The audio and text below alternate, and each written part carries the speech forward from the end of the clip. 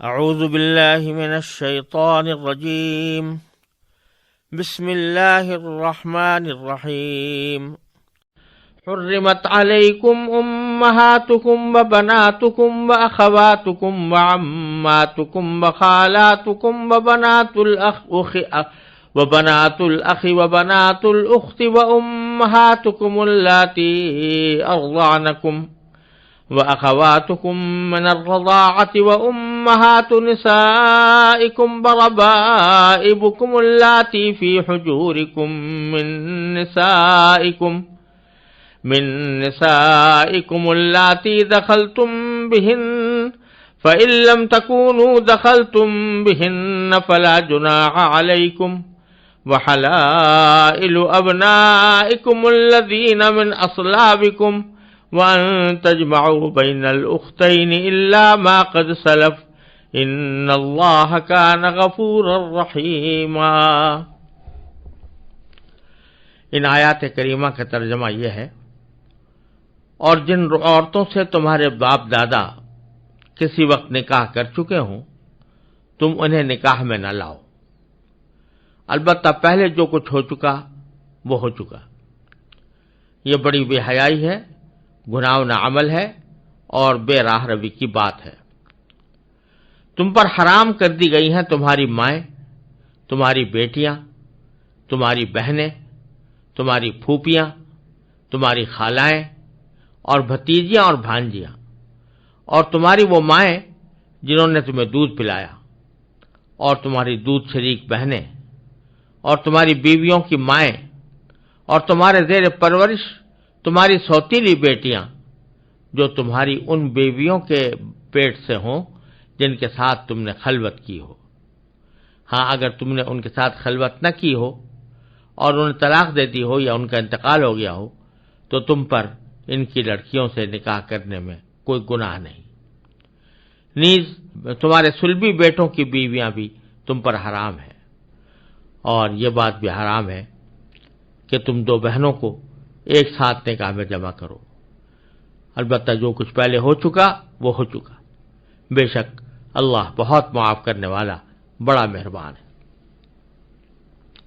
ان آیات کریمہ میں اللہ تبارک و تعالی نے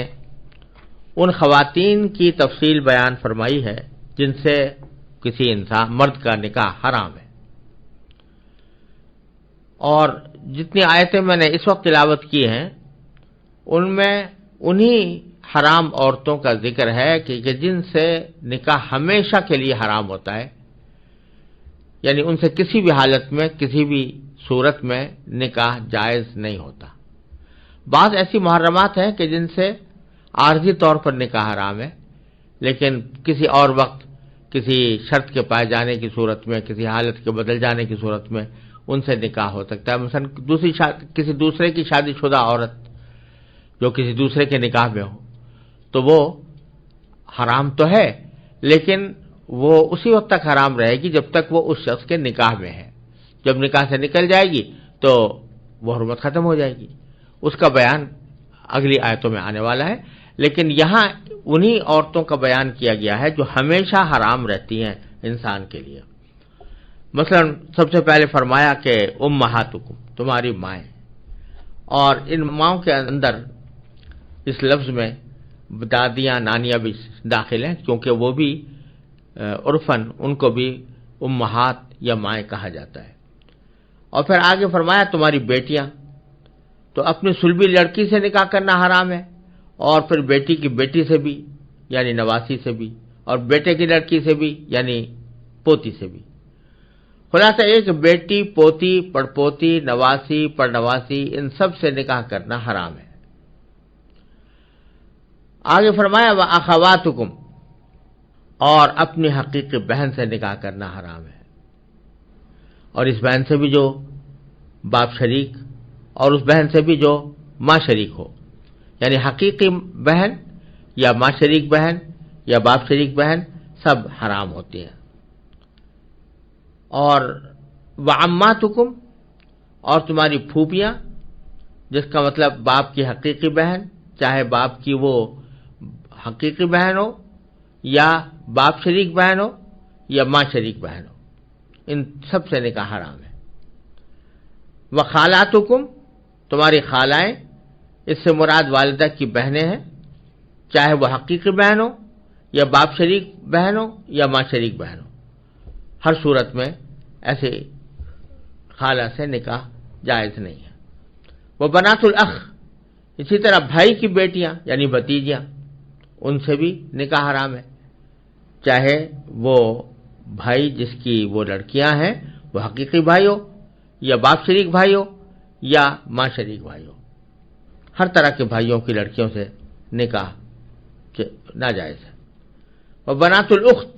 اسی طرح بہن کی لڑکیاں یعنی بھانجیاں، ان سے بھی نکاح حرام ہے،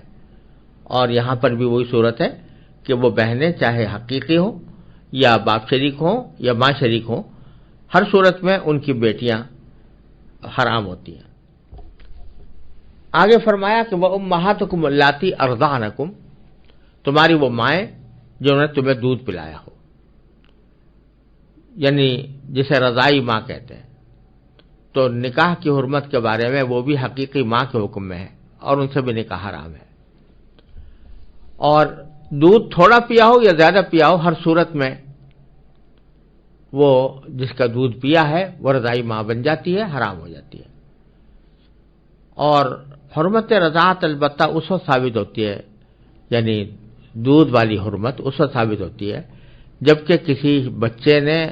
کسی عورت کا دودھ مدت رضاعت میں پیا ہو۔ مدت رضاعت 2 سال ہے، تو 2 سال کے اندر اندر اگر دودھ پیا تب تو وہ اس کی ماں بن گئی، اور اگر وہ اس مدت کے بعد پیا تو اس سے وہ رضاعت کا رشتہ ثابت نہیں ہوتا۔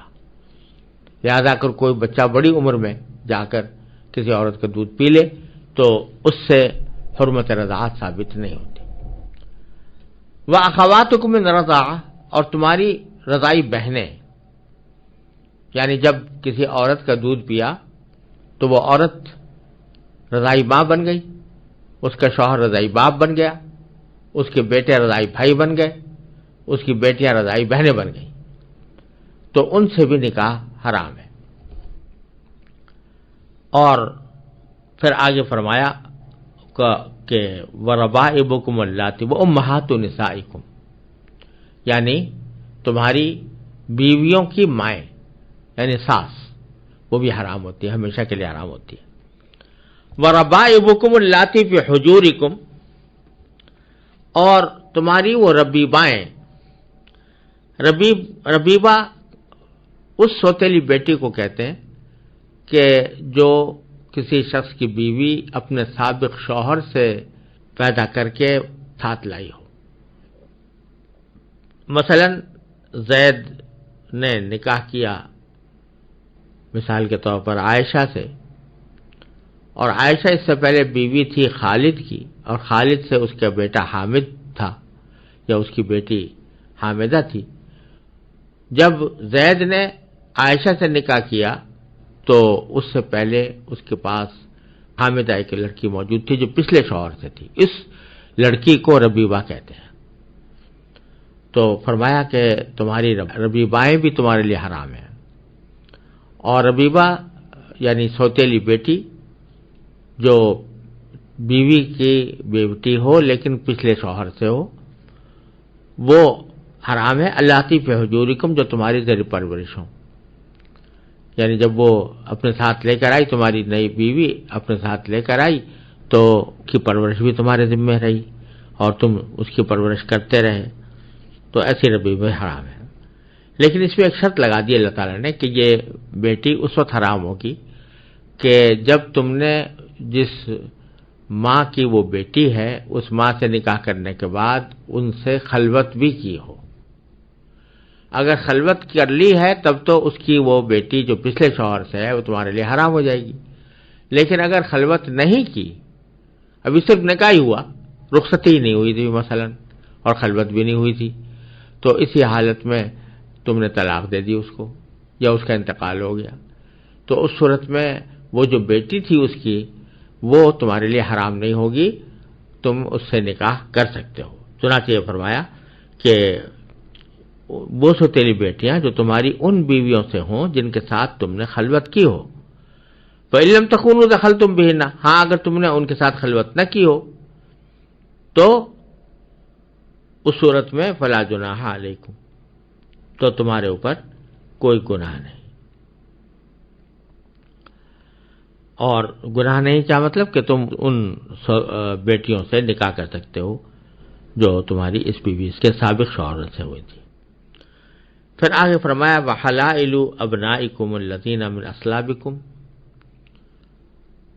اور بیویاں تمہارے ان بیٹوں کی جو تمہارے صلب سے ہوں، یعنی تمہارے صلبی بیٹوں کی بیویاں، جس کو ہمارے اردو میں بہو کہا جاتا ہے. تو بہوؤں سے بھی نکاح حرام ہے، اور یہ حرمت بھی ابدی ہے. یعنی جب فرض کرو کہ بیٹے کی بیوی ہے تو وہ حرام ہو گئی اپنے خسر کے اوپر. اگر بالفرض کسی وقت بیٹا طلاق بھی دے دے اس کو، علیحدگی بھی اختیار کر لے اس سے، پھر بھی وہ حرمت باقی رہے گی اور خسر کے لیے وہ حلال نہیں ہوگی، اس سے نکاح کرنا جائز نہیں ہوگا. چنانچہ فرمایا کہ اپنی تمہاری بیٹوں کی بیویاں. پھر آگے قید لگا دی الذین من اصلابکم، تمہارے ان بیٹوں کی جو تمہارے صلب سے ہوں، یعنی تمہارے صلبی بیٹے ہوں. اس کا مقصد یہ ہے کہ جاہلیت میں جو یہ طریقہ تھا کہ منہ بولے بیٹے کو بھی وہی حکم اور وہی مرتبہ دیا جاتا تھا جو صلبی بیٹے کو حاصل ہوتا ہے، اور احکام بھی سارے اس کے اوپر صلبی بیٹے کے جاری ہوتے ہیں. تو ایسا اس کی تردید کرنا مقصود ہے کہ جو بیٹے تمہارے صلبی ہیں ان کی بیویاں تو بے شک حرام ہے تمہارے لیے، لیکن اگر محض منہ بولے بیٹے ہیں، حقیقت میں کوئی رشتہ نہیں تھا ولادت کا، نہ کوئی اور رشتہ داری تھی، لیکن تم نے اس کو زبان سے اپنا بیٹا بنا لیا، متبنہ جس کو کہتے ہیں، تو پھر اس کی بیوی جو ہے وہ تمہارے لیے حرام نہیں ہوگی. اور پھر آگے فرمایا وَأَن تَجْمَعُوا بَيْنَ الْأُخْتَيْنِ، اور یہ بھی ناجائز ہے کہ تم دو بہنوں کو نکاح میں جمع کرو. یعنی ایک سے دو بہنیں ہیں اور دونوں کو بیک وقت نکاح میں لے لیا تو یہ حرام ہے. اور اس کی وجہ یہ ہے کہ دونوں بہنیں ہیں تو ان کے درمیان محبت رہنی چاہیے، مودت پیدا ہونی چاہیے. اور اگر یہ سوکنیں بن گئی تو اندیشہ ہے کہ محبت جو بہن کی محبت ہوتی ہے وہ اس طرح کی حاصل نہ ہو سکے جیسی ہونی چاہیے. الا ما قد سلف، ساتھ ہی یہ فرما دیا کہ جو کچھ پہلے ہو چکا وہ ہو چکا. یعنی پچھلی زمانے میں جاہلیت میں جو ان آیتوں کی خلاف ورزی میں نکاح ہوئے ہیں تو وہ چونکہ لا علمی کی حالت میں ہوئے، اس لیے اللہ تعالیٰ نے اس کو یہاں سے معاف کر دیا. لیکن آئندہ ان اصولوں کی کوئی خلاف ورزی نہیں ہونی چاہیے. ان اللہ کان غفور الرحیم، واقعہ یہ ہے کہ اللہ تعالیٰ بہت معاف کرنے والا، بڑا مہربان ہے.